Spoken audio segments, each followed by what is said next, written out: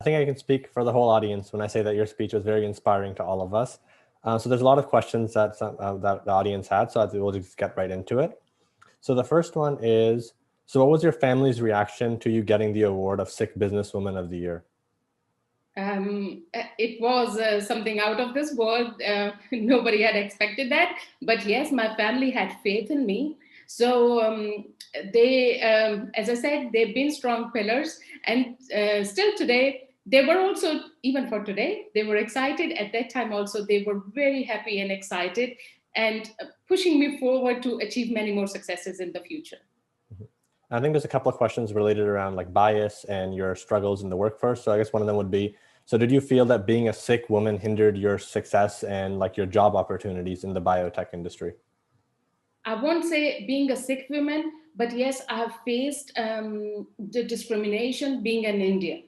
Mm-hmm. And it was very obvious where even though I was having all the right skills, but was not given the opportunity. However, that did not let me down. It only helped me brushing my skills even better so that next time when there is an opportunity, then I can challenge the, the choice made by the company or whosoever is the decision maker.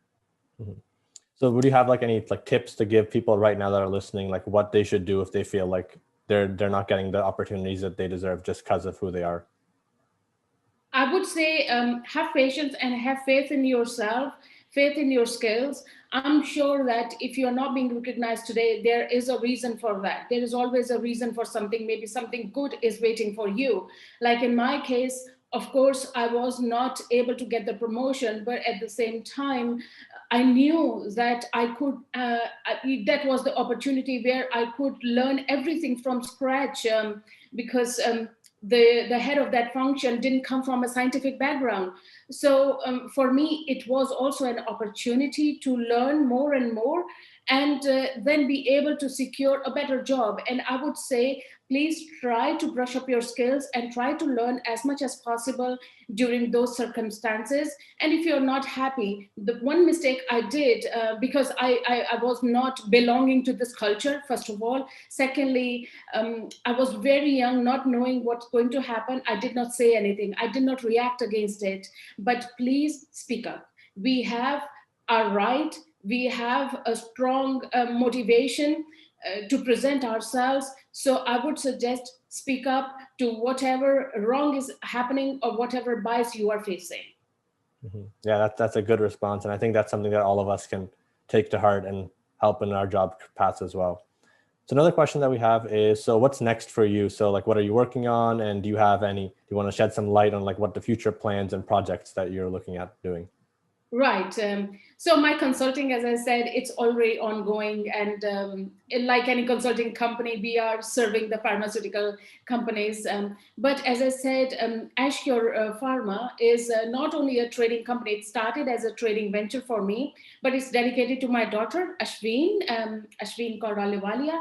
So she is my lucky charm, I would say. And she's the one who's always motivating me to achieve something. And right now, the motivation I'm getting from her is that I should do something for Alzheimer's disease. The reason why she has chosen Alzheimer's is that she was watching something on the television where it was shown that patients with Alzheimer's, they don't remember anything. And then she asked me a question, if somebody has something like this, can they also forget their children? And that was a tough question for me. And there are two disease areas which are very close to my heart. One is the CNS, whereby we have Parkinson's, we have Alzheimer's. And then the other one is oncology, which is the cancer field. And these are very, very important to me because I lost my maternal grandfather because of these areas. And these are my focus areas for my future through Ashcure, whereby I would like to work in these areas to develop something for the really the patients who really need some improvement in those areas. Claiming a treatment would be rather difficult at this moment in time. At least improving some of the disabilities that are being faced by these patients. I've seen it very closely, and that is what is motivating for me to do something in memory of those I've lost, my dear ones, and that's my next venture. I think a question that I would like to add, right now, what I'm doing in order to bring those therapies here is I'm working on medicinal cannabis. And that's one of the areas which I would like to also focus, considering the CNS areas. And working in Europe, it's a very regulated industry, as you would understand. Working closely with the European Commission and the European Medicines Agency is something that I've done recently in a similar therapeutic area. And I would like to focus more on this one. Mm-hmm. Yeah, I think a question that everyone has is how do you balance your career as well as your family life? Because your career is very accomplished. And so how do you strike that proper balance between different aspects of your life? It's a very good question. Thank you very much. But I would also admit that the motivational forces are within my own family, my daughter and my husband. So they give me all the right opportunities in terms of taking care of some of the obligations.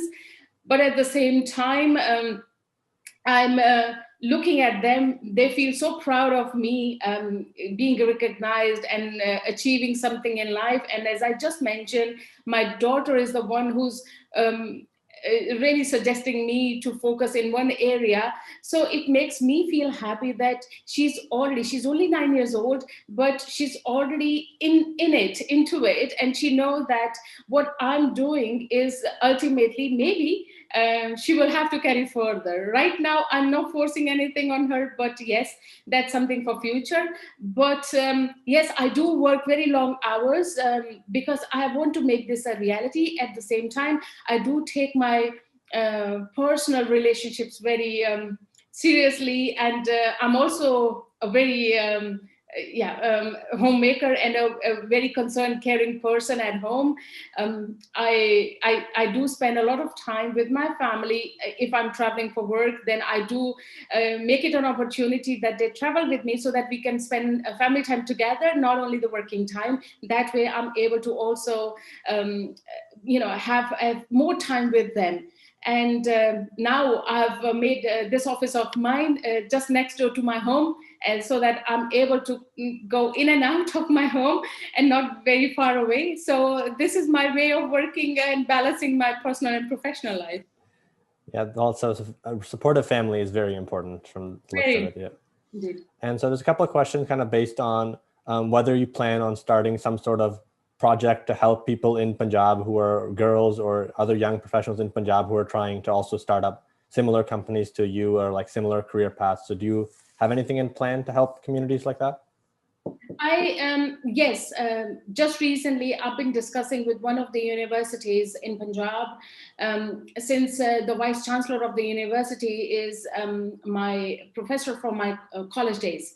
So together we are discussing about some of the initiatives where girls or Punjabis as such, I don't want to classify just girls because Punjab is known for everyone, girls and boys equal. And so I would certainly like to contribute something towards Punjabis living in Punjab. But at the same time, I do invite them to reach out to me. If I'm not able to reach out to them because I may not know all the right channels to reach out to them. But yes, I would certainly like to reach out to them and offer them an opportunity to learn and grow. As I said, when I was studying, the only area where I could see myself being pushed into after finishing my master's would be either to be a lecturer, professor, teacher, or a scientist. And I never wanted to be any of these. So I started biotechnology the very first year it was started. But now I do understand the need. And at least one thing I would like to if I could get a right support also, is to initiate some sort of educational line whereby uniting them with Europe as well. I've been talking to one of the universities here because I I know the industry here, the educational sector here. If I could bring something into Punjab from Europe, and also that would allow them to have a better career opportunities, that's my also ambition related to something related to pharma industry. Yeah. And then one final question. This seems just a more of a general question. So how large is like the Sikh/Punjabi community in the Netherlands? Just for people who are curious. Right. Not too many. I live in Amsterdam as such. Of course, you would have the expats coming in and out, but as such, the residents living here, it's not very big. It would be very difficult for me to give a precise number because the numbers never stand, intact in place as such. But the area where I live in, there are only 2 Sikh families. And then there are in the neighborhood areas, there are some Sikh families, but I'm not very well acquainted. But at the main, at the most here, 1 or 2,000 would be the number. Not much, not as England. There are more families elsewhere, but not in Netherlands.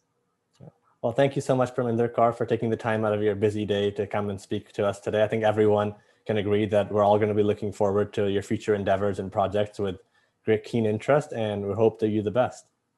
Thank you very much. I appreciate a lot that you invited me over to share my thoughts, my journey. And once again, Sat Sri Akal to everybody.